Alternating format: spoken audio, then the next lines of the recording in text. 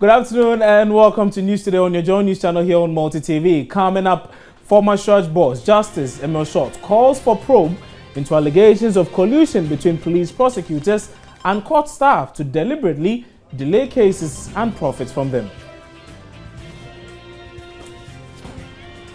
Also ahead, Shraj concludes preliminary investigations into alleged military brutality against 16-year-old boy in Tamale. We'll hear from Deputy Commissioner of Charge as they issue a 10-day ultimatum to soldiers involved to respond officially. And police service announces mobilization of personnel and identification of flashpoints as part of efforts to ensure a violent-free election.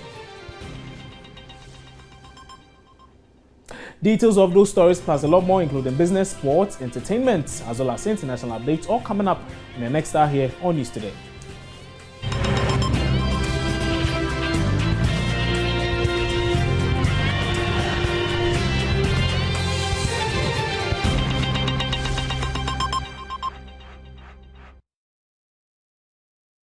My name is Kwabena Chenche Hinuboti. Many thanks for joining us here on News Today. To our very first story this hour, and with 6 months to the November elections, the Ghana Police Service has announced the mobilization of personnel and identification of flashpoints have begun as part of efforts to ensure a violent-free poll. The service says it has also begun training programs for its personnel to equip them adequately for the task ahead. At a media interaction at the police headquarters, IGP John Kudalo also called on political parties to abide by the Public Order Acts as they organize their campaign activities.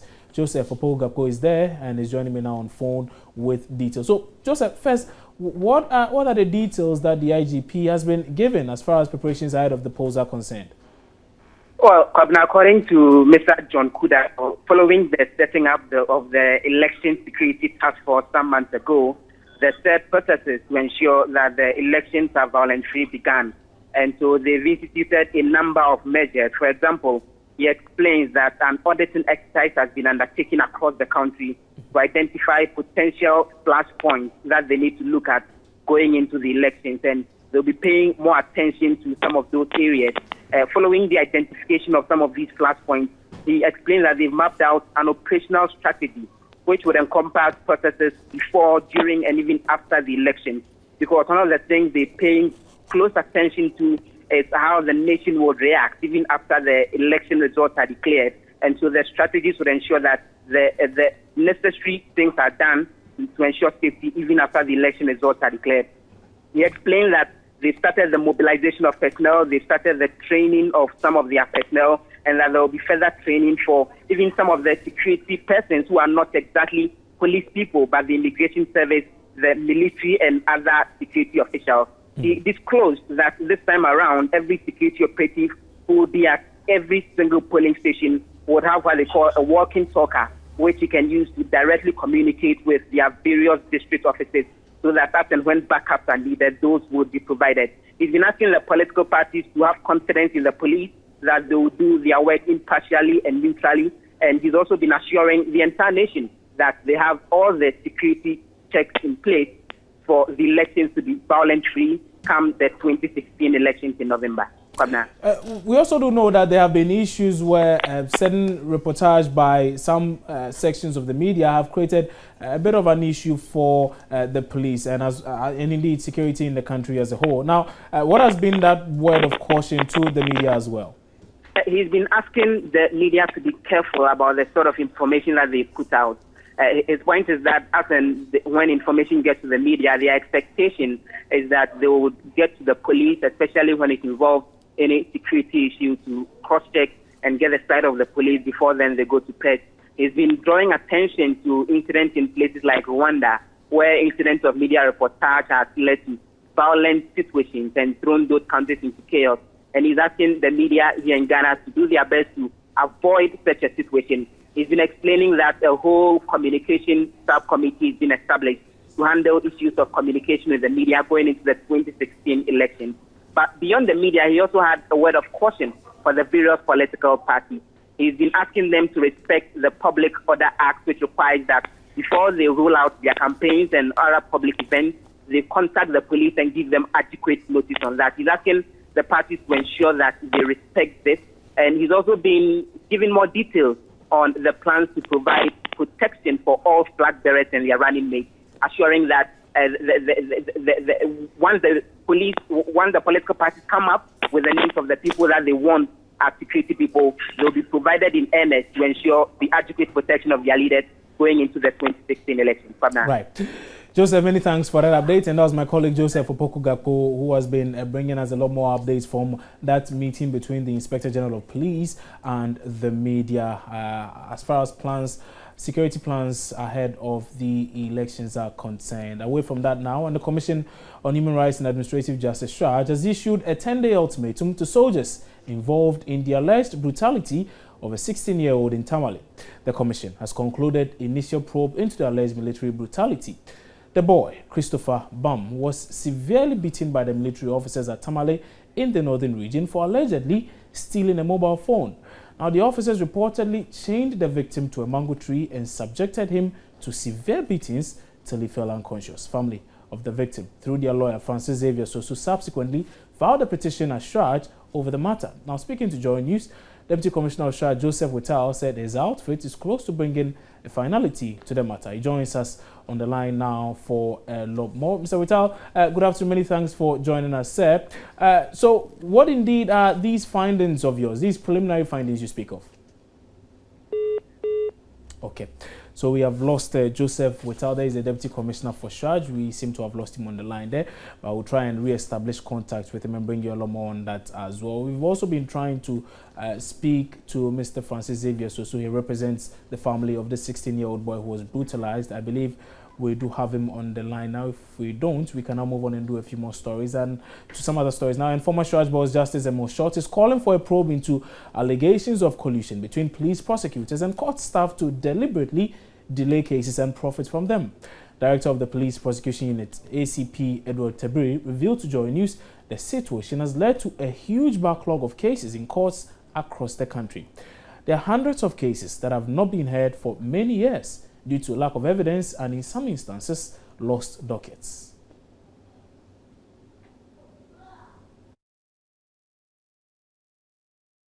We sent a circular to our regional offices for them to give us quarterly returns on all cases being investigated.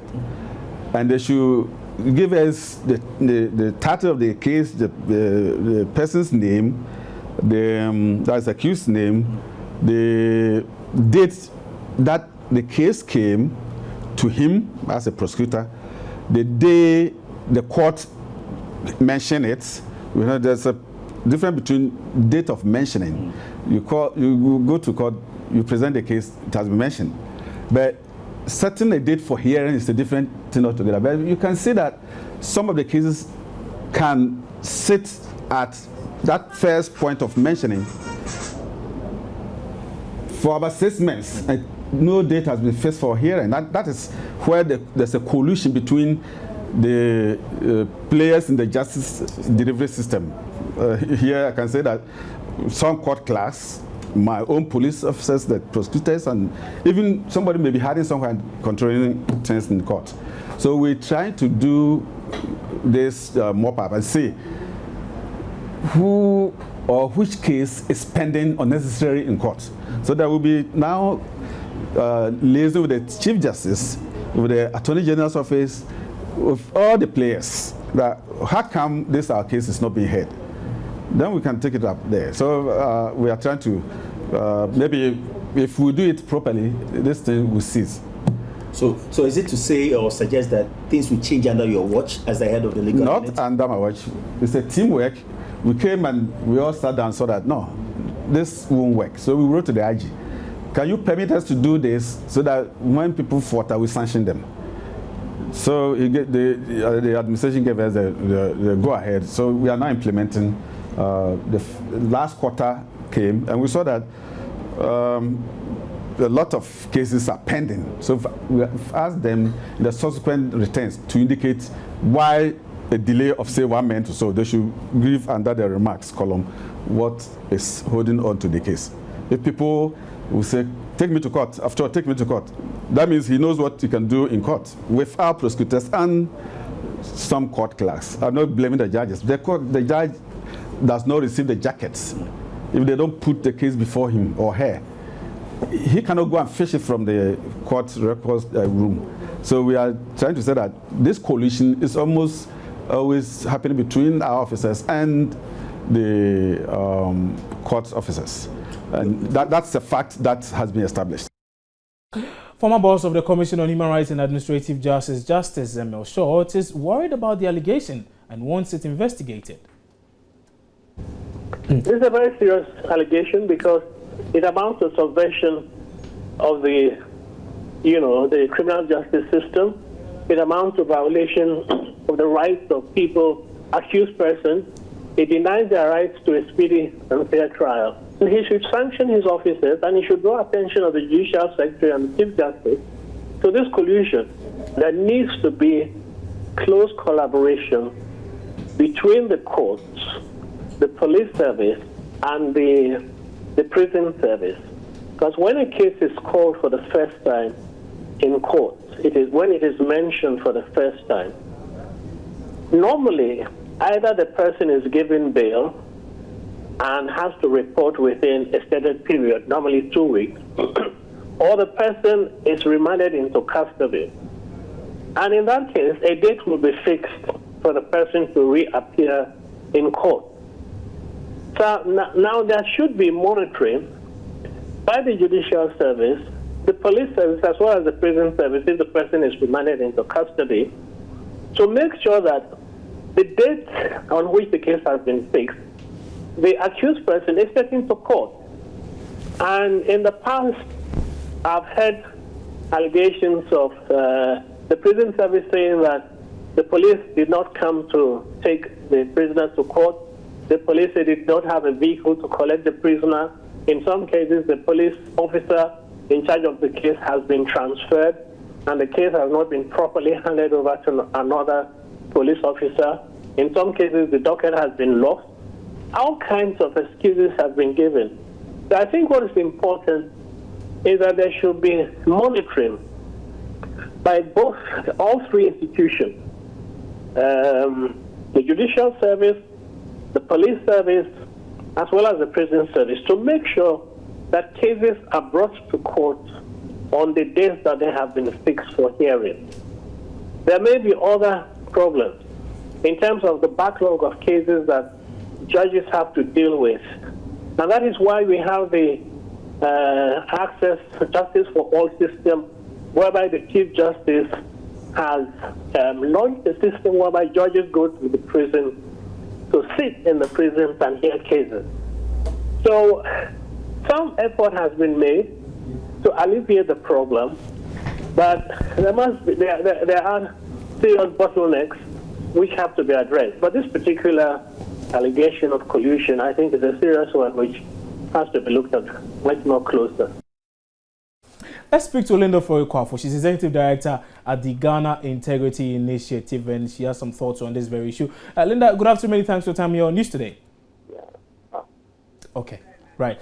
We seem to have lost Linda also on the line, but let's return to our previous story where the Commission for Human Rights and Administrative Justice is telling us now that their preliminary investigations, they have issued a 10-day ultimatum to soldiers involved in the alleged brutality of a 16-year-old in Tamale. Well, the commission has concluded initial probe into the alleged brutality, and the boy, as we do know, Christopher Bam, was severely beaten by the military officers at Tamale in the northern region for allegedly stealing a mobile phone. Let's now speak to a representative of the family of the 16-year-old boy who was beaten by these military officers. And joining me now on phone is human rights lawyer Francis Xavier Sosu with a lot more on this. Mr. Sosu, good afternoon. Many thanks for your time here on News Today. So I believe this should be comforting news now that you are hearing that Shraj is saying that they have concluded preliminary investigations and are demanding a written response from these officers. Yeah, good afternoon, and a very good afternoon to your cherished listeners.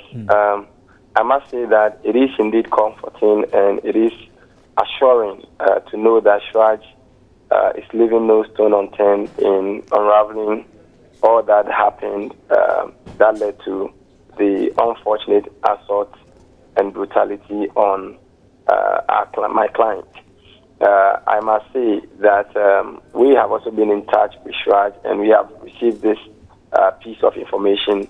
We are aware that the letters have been sent to these guys and awaiting some response, so that at least it would not be said that they were not given an opportunity to be heard on the issues before any recommendations come from Shraj. Indeed. And I know that after this, probably there may or may not be a hearing. So we are looking forward to see eventually what would happen. Okay. But it is important to also note that the Ministry of Gender, Children and Social Protection has also waded into this, because as of last week, we were aware that they had gone ahead and done a lot of social inquiry reports on the child just to aid the entire investigation. So we are grateful to all these institutions for their hard work. I want to, for instance, find out whether or not you have any details as far as this document currently with Shraj is concerned. Do you know, for instance, what proposals or recommendations are being given in this piece?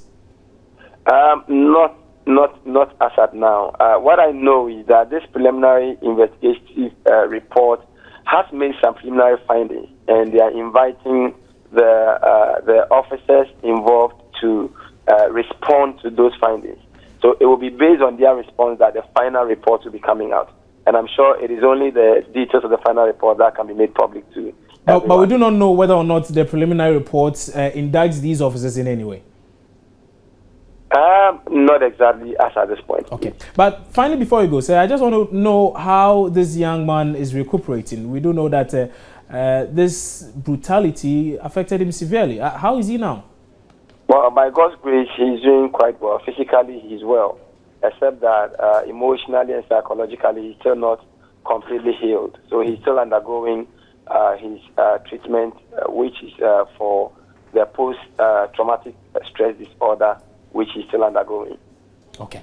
Many thanks for your time on News Today, sir. And that was Francis Xavier Sosu. He's lawyer for the family of a 16-year-old who was brutalized by some military personnel in the northern region. We're taking a break here on News Today. When we come back, we have lots more stories for you. Don't go away.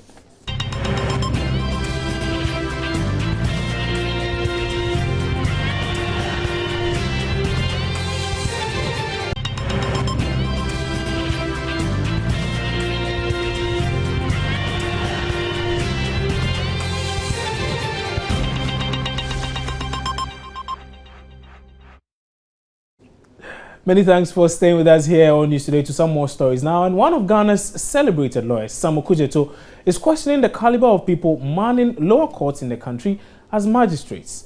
Mr. Okujeto, who is not impressed with the performance of the current crop of magistrates in the country, says they must partly be blamed for the congestion in the country's prisons. Lawyer Sam Okujeto says some have abandoned their core duties as magistrates and are acting as though they are judges in the higher courts. System. That means we need to review the whole of the processes and the procedures that we are putting in place. It also means that what we require is more of judges on the lower level. But they also should be properly trained, because I'm not satisfied with the present system. Why? Well, because some of them are very young lawyers whom they've put as magistrates. I think that's more mature people required in that kind of job. You know, people who can virtually develop sixth sense. Why something come and they've seen that the thing is flimsy, and they say, all right then, you police, we'll put it down for next week. Come, how many witnesses do you have? Bring them so that we try this matter and finish it with. Because the reason for all these things pile up was because the summary trial, which is supposed to be effected in the magistrate court, is not happening. We are treating the magistrate court as if it's most like a high court.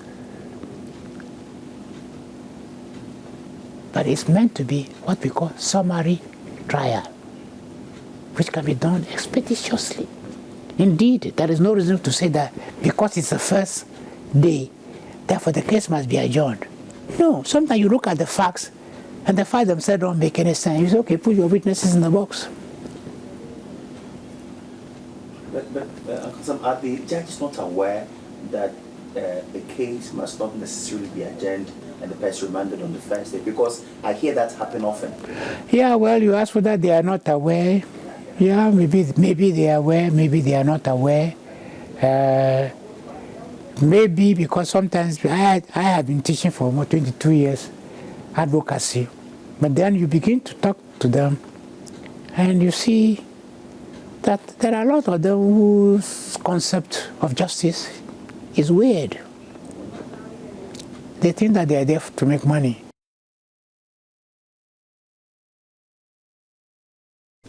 Now, Parliament is urging the police and the judicial service to be firm and resolute in the arrest and prosecution of criminal cases, whether motivated by political, tribal, or religious consideration. Now, they're of the view it is the only way to guarantee confidence in the system. Members this morning took time to reflect on the many security infractions in the country. MP for Subing, who read the statement on the subject, called on MPs especially to take special responsibility for their safety. Parliamentary correspondent Elton Brobe is joining me now on phone with a lot more on what has been transpiring in Parliament today. So, Elton, tell us a lot more about these concerns being raised by the members of Parliament as far as security is concerned. Elton, I was asking that maybe you could tell us a lot more about these concerns being raised by the members of Parliament as far as security is concerned. Well, they have issues with general security in the country, and they are of the view that the security of the nation is not the best ahead of the November 7th general elections. That they are asking government to take these into consideration, resource the Ghana Police Service and the other security agents to ensure that they play their part in ensuring an incident-free November 7th election. Indeed, members spoke about the old Tafu issue, highway robbery. They've also been talking about security for Ghanaians and members of parliament, subject to advantage of the fact that MPs are not well protected, and that's how come they have experienced some armed robbery in the past few weeks, and they want government to be on top of this particular issue to ensure that at least going by what the Constitution says in relation to conditions of members of parliament, they should be at par with High Court justice. Then they should be provided with a police officer in their homes and also when they are going to parliament. So these are some of the issues that generated discussions on the floor. They also spoke about the nomadic herdsmen, and they are of the view that something should be done to ensure that they have a confined area where they can feed their cattle. So this has dominated discussions all morning. Even as I speak to you right now, they are still looking at the security of the nation ahead of the November 7th election. Elton, before you go, prior to this very sitting, we did have information that that Parliament was considering hauling before it the officials of the Electricity Company of Ghana over this issue of overbilling and all. Did that happen at all? No, indeed, the referral was to the Mines and Energy Committee to further investigate what members described as anomalies in the billing system of the Electricity Company of Ghana. So they speak further matter to the Mines and Energy Committee. The committee, in their own, decided to bring before it the Power Minister. Remember that the Power Ministry has no substantive minister as of now. The Finance Minister, what I'm told is that that meeting has been rescheduled tomorrow because the last hour called in that there is an emergency cabinet meeting which requires attention. For that, I'm not going to be able to participate in the discussion. Indeed, even before that particular notification, some personnel from ECG had assembled at the committee room waiting for the meeting to the absence of the minister to postpone the meeting because the committee is saying that they want the minister himself to be present to the concerns raised by members of parliament, indeed Ghanaians as a whole, and the ECG. So that meeting will take place tomorrow instead of today. Right. Many thanks for that update, Elton Brobe, who just joined us live from Parliament with updates on what has been transpiring today. But away from Parliament, and persons interested in contesting the 2016 elections on the ticket of the United Front Party can now do so following a decision by the party's National Executive Committee to open nominations today, May 26. Now, bear in mind, though, that if you plan on leading the party into the November polls as flag bearer, you should be ready to part with 100,000 Ghana cedis. For those looking to represent the party at the national, regional and constituency levels, amounts payable are 10,000, 5,000 and 500 Ghana cedis respectively. Prince Zakaria is General Secretary of the United Front Party. Already there is the stereotype and UFP smaller party. Surely smaller, yes, could be in terms of numbers, but when it comes to ideas and the people behind the party, the kind of knowledge, know-how we'll have within the party to express if we come to government isn't small at all. Anybody who is prepared to lead the party into the presidential seat, to ascertain the presidential seat, certainly should be somebody who is financially endowed and then will not want to take the opportunity to stretch hands into some funds, in quotes. Hence the agreement by the neck of the party to go in for 100,000 Ghana cedis. So by that statement of yours, I assume the UFP is a pretty rich party. You have enough to run the elections? We are quite resourceful. We are quite resourceful. How resourceful? We have in recent times, we have invested heavily in establishing our offices across the 275 constituencies. EC is asking that all political parties should meet a threshold of 144. As we're speaking today, the UFP has 148 constituency officers dotted across the country. Because you haven't taken the time to find out the interest the UFP is reaping. There are people who are ripping up a lot of interest. Yes. People have confronted us. Well, meaning Ghanaians have confronted us, seeking for an early opening of nomination. But for some reason, we decided to hold on till today. However, presidential, it is really going to be a tough race between us and John Mahama's administration. You do not even have a flag bearer. How can you tell it's going to be a tough race? We are working. It is the party that will have to elevate whosoever comes up as a flag bearer. So the party is on the ground. What is happening is we're going to Congress that is not filling the slots. This party has been on. We have people that we're going to Congress to have an election to elect new executives, yes, to replace existing executives. Restructuring it's gone. We're through with restructuring. The UFP is through with restructuring. We commenced restructuring within last year, and before the close of last year, we were done with restructuring. We are moving forward. We are moving ahead. Okay. We are prepared to contest and unseat John Mahama. Okay. I repeat again, it is a race between the UFP and the NDC. Now, the Electricity Company of Ghana is raising alarm about increasing losses from what it describes as political meters in parts of the country.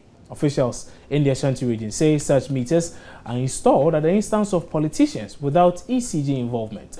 Public Relations Manager Erasmus Beidu says the company is unable to identify and bill such consumers for power. He told a forum of Metropolitan Municipal and District Assemblies in Kumasi over 70,000 of such meters have been captured since 2014. Meters that have been installed in our system which have not passed through the proper channel for us to be able to capture them and record them appropriately so that we can produce monthly bills for them. In 2014 alone, we saw that about 25,000 of such meters were captured. That was 2014. Now in 2015, from January to November, we captured about 44,848 of such meters. And together, I mean, if we put the two together, we are in the neighborhood of around, 70,000 of such meters. And that's a huge number. It is a problem to us because, one, they are adding to our sales, but we cannot account for them because we don't know where they are. Two, they are adding to our losses because it's increasing our load on the feeders, and the load on the conductors, and so on and so forth. Those whose meters have been disconnected, and because they don't have money to pay, they are in darkness. We are saying that come to us, we will negotiate with you, and then make sure that you pay the bills gradually based on the agreement that we will reach. And if it happens like that, at least we would reconnect you, and then you manage the debt. So we've opened the door from 18th of April. It will end at the end of June.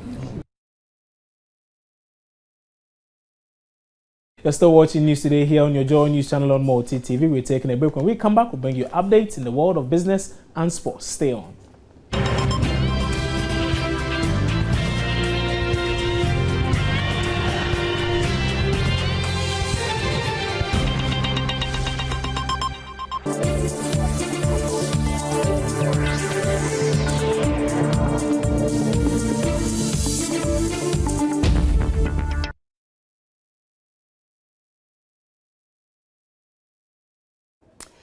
Now, time for your midday business. And many believe that team building is the most important investment businesses can make.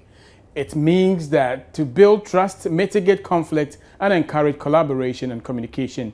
Team building activities can take all forms, but climbing mountains can seem quite extreme, especially when it is the highest mountain in Africa. Well, when CNBC found that Rakash, while he sat down with Nishirado, he explained why he went on this extreme bounding mission with his management team and what the impact was. 2 years ago or 3 years ago, we were looking at a team building exercise for our team in Africa, and the idea came that we should go up Mount Kilimanjaro, and I selected 14 members of my team, including my son, and we trained for about 3 to 4 months. The idea was Kilimanjaro is not an easy climb. It's one of the most difficult mountains to get to the top of, and it's the last day. The climb on the last day is the most difficult. So I think so when we went up, we had people from different walks of life, different ethnic backgrounds, and in South Africa these things are a little more prominent than in other parts. And I remember that there was a lot of, when we used to sit around the dinner table at night in the campsites, there was a lot of formality. We had 5 girls with us of our middle management team, and there was a lot of formality between everybody. And over the days, I could see actually those barriers break, people starting to help each other. And by the time we finished on the 5th day, when we came down from the top of Kilimanjaro, we actually were one family, because that last day I could see how people put their shoulders behind each other. And the only mission that I gave them was that it doesn't matter how long we take, but 100% of us must reach the top. So it wasn't about who can make it first. It wasn't about breaking the team up. I just said stay together. And when I told them this in the beginning, that walk slowly, take a break, they all questioned me. But when we reached the top, they all looked back and said that if we hadn't stayed together, we would have never made it. And our guides told us that of the 150 people that they took up, teams that they'd taken up over the period of their lives, only 10 teams had made it 100% to the top. So it will show you that we were in that top 7 or 8 percentile of people who actually climbed together and made it happen. So I think it was a great lesson. It teaches people humility, that there is something which is beyond you in terms of of the larger ecosystem of the world. And when you are exposed to these hardships, how do you all come together as human beings and make things happen for each other? So I think it was a great thing for all my team members, which I think is priceless. A lot of them have left the business and gone to other companies, but what I find is that this experience unites everybody towards a very common bond. Thank you very much. Awesome. Thank you. Thank you. I hope I haven't talked to you for a whole day.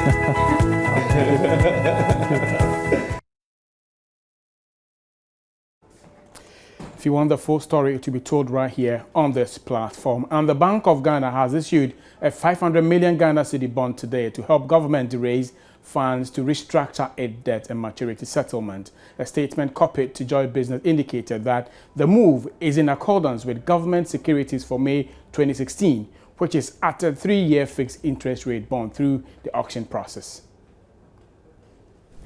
According to the statement, the instruments will be issued at par, bearing a coupon rate equal to the highest competitive bid accepted at the auction for the security and shall carry throughout the term of the security. The bond, which has a minimum bid of 50,000 Ghana cedis and multiples of 1,000 Ghana cedis thereafter, shall have a face value of 1 Ghana cedis. This is not the first time government has attempted to raise funds through the domestic bonds market in 2016. On January 7, 2016, government failed to obtain a similar amount of 500 million cedis bond it issued to restructure its debt and maturity settlement. Total bids received at the time amounted to 426.23 million cedis. In May 2016, government accepted 1.123 billion Ghana cedis, equivalent to $294 million, for a 3-year domestic bond with a yield of 24.5%. Proceeds of the bond, which was open to offshore investors and sold through a book builder system, was expected to be used to finance the 2016 budget. Total bids received at the time amounted to 1.13 billion Ghana cedis, with 71% coming from offshore investors. Figures released by the Bank of Ghana on March 18, 2016 indicated that as at December 2015, Ghana's total debt stood at $25.6 billion. According to the Bank of Ghana's summary of macroeconomic and financial data, Ghana's public debt as at December 2015 was $25.6 billion and in cedi terms, 97.2 billion cedis. Per the Bank of Ghana's data, Ghana's debt hit 97.2 billion Ghana cedis in December 2015, up from 96.9 billion cedis recorded in November of the same year. In October 2015, the total debt was 96.3 billion cedis, while in September 2015, it was at 91.6 billion cedis, and in August of that same year, 94.8 billion cedis. And on the note of 500 million Ghana cedi debt note, we end business midday. My name is John Kojo. But for more, you can join me between 1 and 1:30 on the marketplace for more business. But coming up, it's your sport.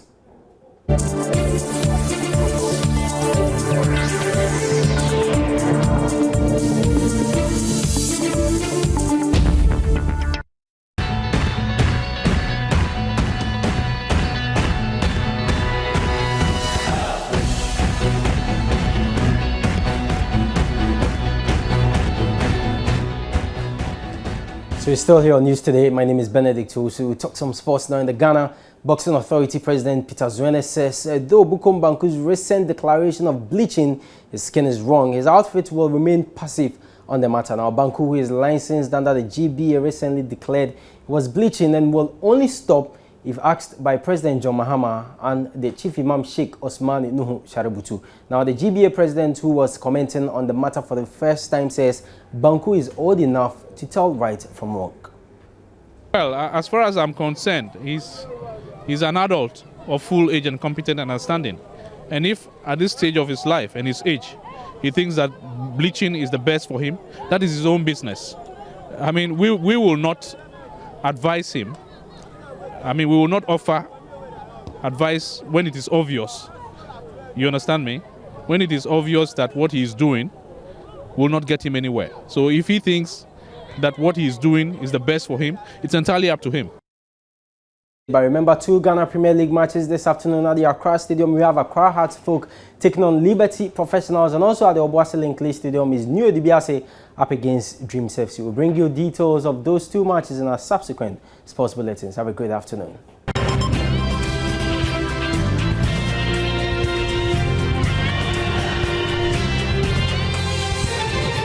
And that's how we wrap up on News Today this afternoon on your Joy News channel on Multi TV. My name is Kwabna Chencha. There's more news when you visit www.myjoyonline.com. The Marketplace is up next with John Kojo Amwako. Many thanks for your company.